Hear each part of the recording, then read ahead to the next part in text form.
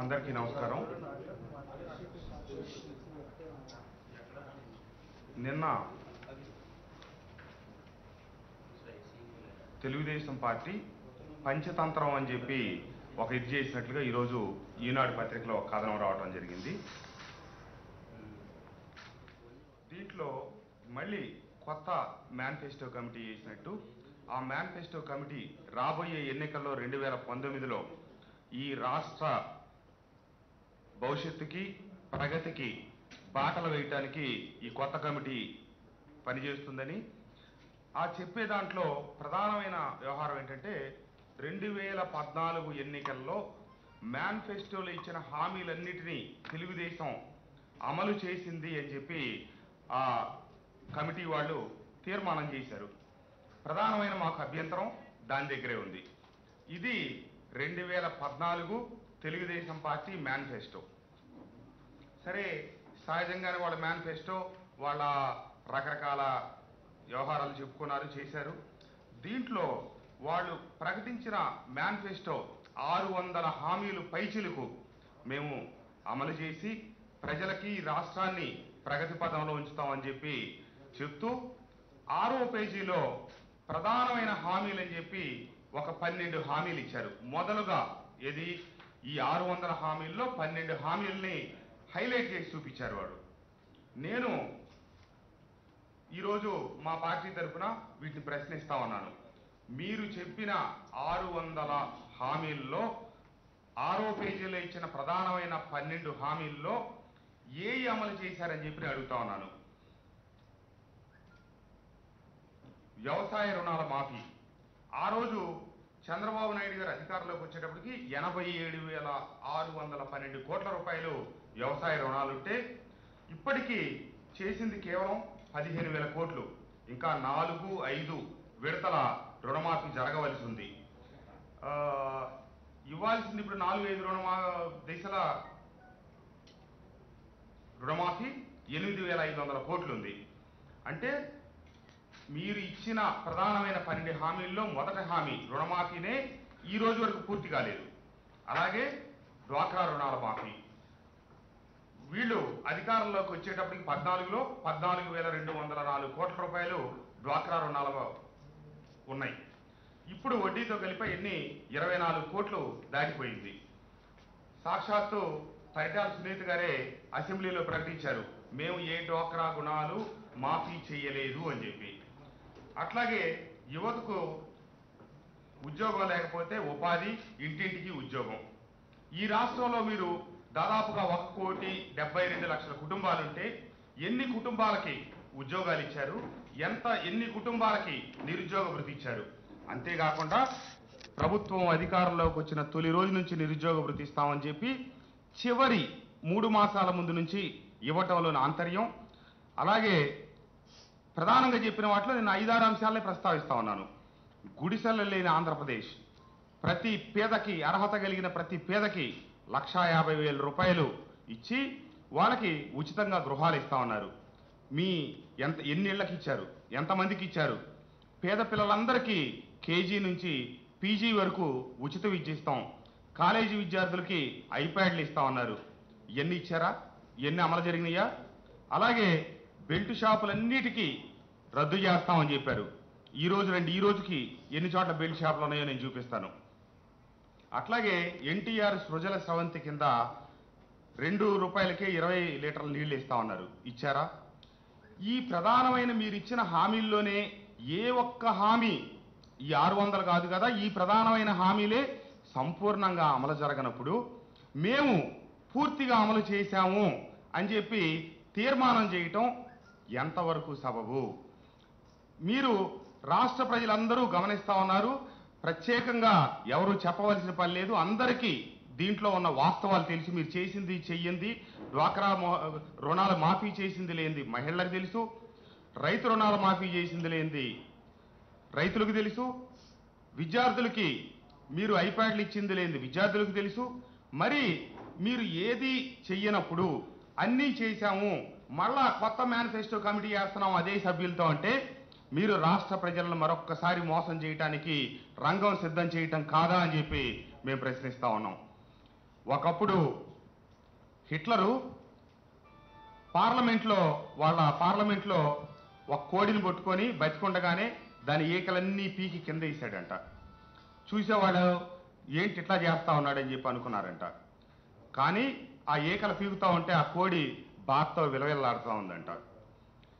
అయిపోయిన తర్వాత చేతితో 4 గింజలు తీసి కింద పడేసి ఆ కోడిని కింద పడేస్తే ఆ కోడి అప్పుడు దాకా బతికున్న కోడికి ఈకలు బీగుతా ఉంటే ఆ బాధ అంతా మర్చిపోయి ఆ గింజలు తింటాం మొదలెట్టిందంట. ఆ రీతిలో ఆంధ్ర రాష్ట్ర ప్రజలను కూడా మీరు మోసం చేద్దామా అని అనుకుంటున్నారా అని చెప్పి అడుగుతా ఉన్నా. ఎందుకంటే మీరు మేనిఫెస్టో కమిటీ 14లో వేసి చెప్పిన 600 హామీల్లో ప్రధానమైన 12 హామీలే సంపూర్ణంగా నెరవేర్చింది. కొన్ని హామీలు అసలు అంటుకొని మీరు మళ్ళా ఇప్పుడు ఎన్నికలు సమీపిస్తా ఉంటే కొత్త కమిటీని పెట్టి కొత్త మేనిఫెస్టో కమిటీ మళ్ళా కొత్త హామీలు ఇచ్చి ప్రజలను మోసం చేయడానికి సిద్ధమవుతూ పాత హామీలు అమలు చేయకపోగా పసుపు కుంకాలని చెప్పి మహిళలకి పోస్ట్ డేటెడ్ చెక్కులు ఇచ్చి 3 విడతలుగా మహిళల మోసం చేయబోవటం, అలాగే 94 లక్షల మందికి సెల్ ఫోన్లు ఇస్తామని చెప్పి సెల్ ఫోన్లు సేకరించడానికి చివరి నిమిషంలో మళ్ళీ ఒక కమిటీని, అలాగే రైతులను ఆదుకుంటాం అని చెప్పి రైతులకు 1000 రూపాయల చొప్పున వాళ్ళ అకౌంట్లకు జమ చేయటం, ఇదంతా కోడికి హిట్లరు చివరి గింజలేసిన బాపతే తప్పితే వీరికి ప్రజల మీద చిత్తశుద్ధి ఉందా, ప్రజల మంచి కోసం ఇవన్నీ చేస్తా ఉన్నారా అని చెప్పి మేము ప్రశ్నిస్తా ఉన్నాం. ఈ వాస్తవాలన్నీ గమనించండి. చిత్తశుద్ధితో రాజశేఖర రెడ్డి గారు 2004లో ఎన్నికలకు ముందు హామీ ఇస్తే తొలి సంతకం ప్రారంభించి ఒక్క కలం పోటుతో రుణమాఫీ చేశారు. విద్యుత్ బకాయిలు మాఫీ చేస్తానంటే ఆనాటికి 1250 కోట్లు, ఈనాటి బడ్జెట్ ఆ రోజు లేదు.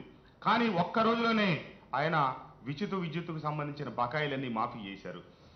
కానీ మీ ప్రభుత్వ హయాంలో ఏం జరిగింది, ఈ తెలుగుదేశం ప్రభుత్వం ఇన్ని హామీలు ఇచ్చి ఏ రకంగా అమలు చేశారన్నది ప్రజలందరూ గమనించాల్సిందిగా కోరుతా ఉన్నాం. చివరిలో ప్రభుత్వ ధనంతో పేద ప్రజలు అందరినీ మోసం చేసి ప్రభుత్వ డబ్బులతో ఓట్లు కొనాలని చెప్పి ఈ తెలుగుదేశం ప్రభుత్వం ప్రయత్నిస్తూ ఉంది. చంద్రబాబు గారు తొలి 5 సంతకాలు నేను పెట్టి ఏమైతే పథకాలు అమలు చేస్తాను అని చెప్పారో ఆ 5 అమలు చేశారా అని చెప్పి ప్రశ్నిస్తా ఉన్నాం.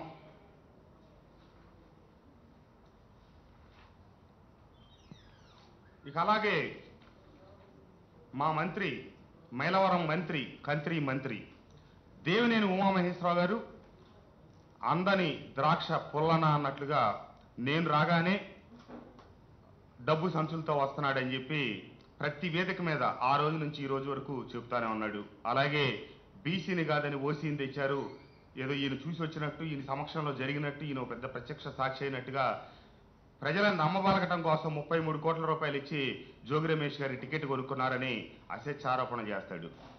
ఇతను దాసరి జై రమేష్ గారు వైఎస్ఆర్ పార్టీలో చేరేదానికోసం జగన్మోహన్ రెడ్డి గారిని మర్యాదపూర్వకంగా కలిస్తే ఇతను వెంటనే జై రమేష్ గారిని విమర్శలకి అందుకున్నాడు.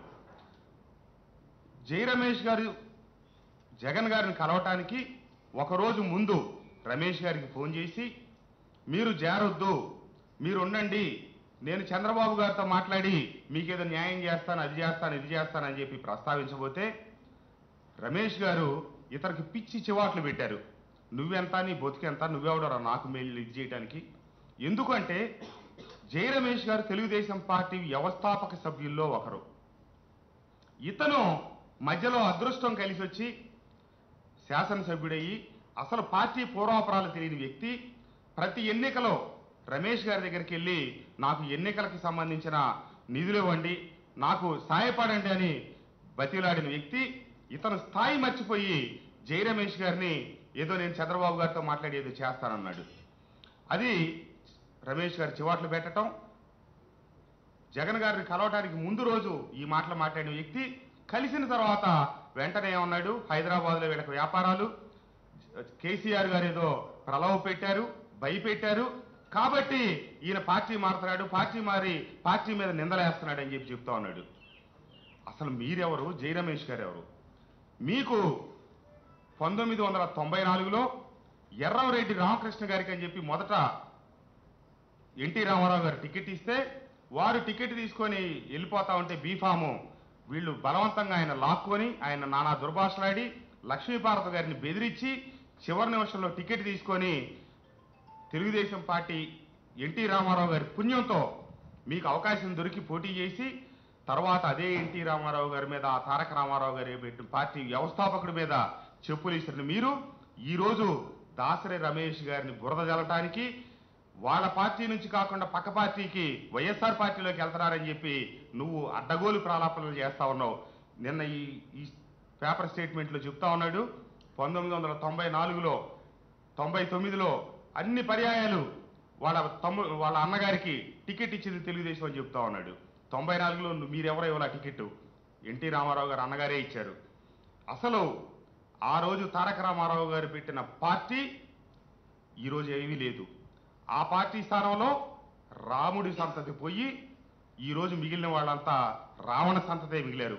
ఈ దేవినేని ఉమామహేశ్వరరావు లాంటి కట్టు కథలు అభూత కల్పనలు అల్లి ప్రజల్ని మభ్యపెట్టి ఎందుకు నేను చెప్తా ఉన్నానంటే మైలవరం నియోజకవర్గానికి వచ్చి 2 పర్యాయాలు గెలిచి మంత్రి అయిన ఇతను సాక్షాత్తు మైలవరం నడి బొడ్డున నిలబడి పత్రికా సోదరులున్న సమక్షంలో మీ మైలవరం వాళ్ళు ఎవరు నాకు ఓట్లేలా ఏదో అటు పక్క కొన్ని గ్రామాలు వేసినందువల్ల నేను గెలిచాను అని చెప్పి ఇతను ఈ 2019 ఎన్నికల్లో డీలిమిటేషన్ అయ్యి కొత్త నియోజకవర్గాలు ఏర్పడితే పక్క నియోజకవర్గానికి వెళ్ళి పోటీ చేయాలని చెప్పి 4.5 సంవత్సరాలు బట్టి వదిలేసి నేను వచ్చిన తర్వాత నియోజకవర్గాల పునర్విభజన జరగదు అని రూఢి అయిన తర్వాత మళ్ళీ ఇప్పుడు తిరుగుతా ఉన్నాడు. నేను ఇతన్ని ఒకటే ప్రశ్నిస్తా ఉన్నా 2019 ఈ 6 మాసాలకు పూర్వం 14 నుంచి 19 దాకా నువ్వు ఎన్ని పర్యాయాలు మైలవరం వచ్చావు, ఈ 6 మాసాల్లో ఎన్నిసార్లు వచ్చావని అడుగుతా ఉన్నా. అంతేకాదు ఇప్పటి వరకు నియోజకవర్గాన్ని పట్టించుకోకుండా ఒక్కసారి మైలవరం నియోజకవర్గంలో ఒక్క చోట ఇతనికి పేదలు కనిపించారు. పక్కన నూజివీడులో కనిపించలా, తిరువూరులో కనిపించలా, నందిగామలో కనిపించలా, జగ్గయ్యపేటలో కనిపించలా. 10 ఏది గడిచిన వారం రోజుల్లో దాదాపుగా 10 చోట్ల అన్న క్యాంటీన్లని దొంగ క్యాంటీన్లు పెట్టి ప్రజలను మోసపుచ్చాలని చూస్తున్నాడు. జక్కంపూడిలో, అట్లాగే ఇబ్రహీంపట్నంలో, కొండపల్లిలో, మైలవరంలో, రెడ్డిగూడెంలో టెంట్లేసి హడావుడిగా పెడతా ఉన్నాడు. అలాగే నేను పురగుట్టలో పేదలకి జవాబు పత్రాలని చెప్పి దొంగ పట్టాలు ఇస్తుంటే ఆ రోజు అడ్డుకోవటం జరిగింది.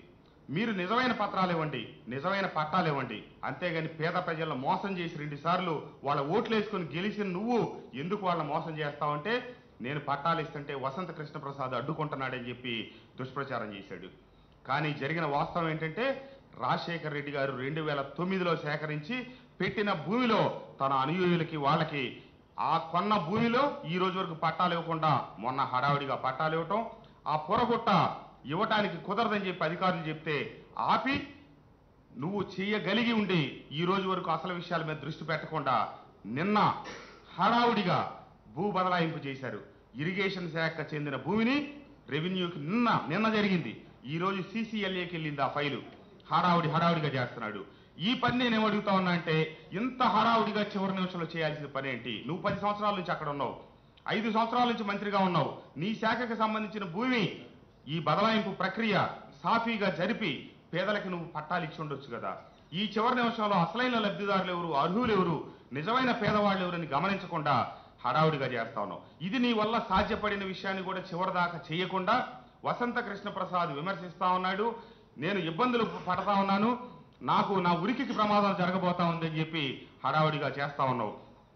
ఏదేమైనా నువ్వు ఎవరిని ఎద్దేవా చేసినా, ఎన్ని వెకిలి మాటలు మాట్లాడినా రాబోయే ఎన్నికల్లో నీ ఓటమి కోసం ప్రజలందరూ నిన్ను ఓడించడానికి ఎదురు చూస్తా ఉన్నారు. అలాగే తెలుగుదేశం పార్టీ దొంగ మేనిఫెస్టోలు ఎన్ని చేసినా చివరి నిమిషంలో ఎవరిని మభ్యపుచ్చాలనుకున్నా ప్రజలు మోసపోరు అని చెప్పి ఈ సందర్భంగా తెలియజేస్తూ ప్రజలందరూ అప్రమత్తంగా ఉండాలని, ఈ 93,94 లక్షల సెల్ ఫోన్లు సేకరించడానికి ఒక కమిటీని వేశారంట. ఆ కమిటీ ఒక్కరోజు రాష్ట్రంలో మరంటే ముందుగానే అది కూడా కుంభకోణం అయ్యి ఉండొచ్చు బహుశా, వాళ్ళతో మిగిలిపోయిన సెల్ ఫోన్లు, పాత మోడల్ సెల్ ఫోన్లు, పనికిరాని సెల్ ఫోన్లు తీసుకొచ్చి ప్రజలకు ఇంకొక తాయిలం ఇవ్వడానికి రంగం సిద్ధమవుతుందని తెలుస్తా ఉంది. ఏదేమైనా సరే వీటన్నిటి పట్ల అప్రమత్తంగా ఉండాలి. ప్రజలు గమనిస్తా ఉన్నారు. మీ తెలుగుదేశం ప్రభుత్వానికి దేవినేని ఉమామహేశ్వరరావు లాంటి ఆషాఢభూతులకి సరైన గుణపాఠం చెప్పడానికి సిద్ధంగా ఉన్నారని చెప్పి తెలియజేస్తూ సెలవు తీసుకుంటా ఉన్నాను. నమస్కారం.